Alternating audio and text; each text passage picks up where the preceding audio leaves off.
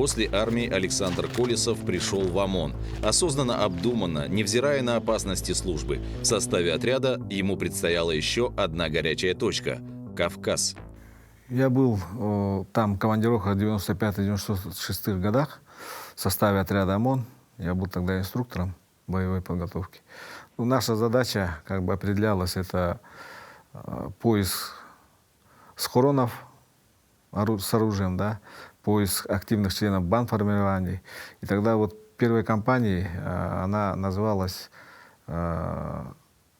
«Наведение конституционного порядка в Чеченской Республике». Вот так и назывался, да, этот момент. Вот. И мы тогда несли правоохранительную деятельность, войска несли свою службу, Министерство обороны, а мы несли свою службу.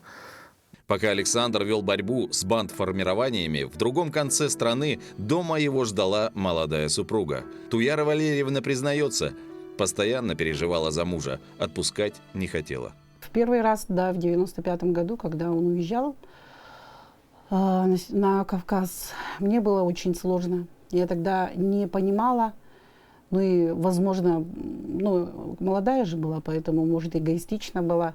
Как-то я вообще очень так приняла. Больно, скажем, больно сердцу мне было.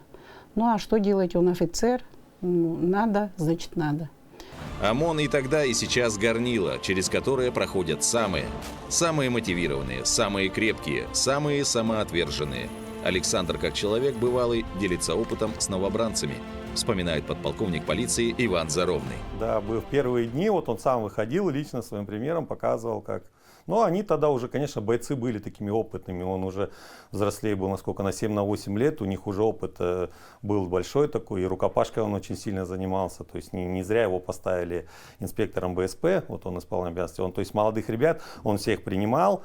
Проходили, все через него, как говорится, проходили. То есть он БСП, смотрит, молодой, готов, пошли, буду проверять. То есть всех в спортзал, всех через рукопашку, через спарринг проходили все через него. Он тогда как бы, ну...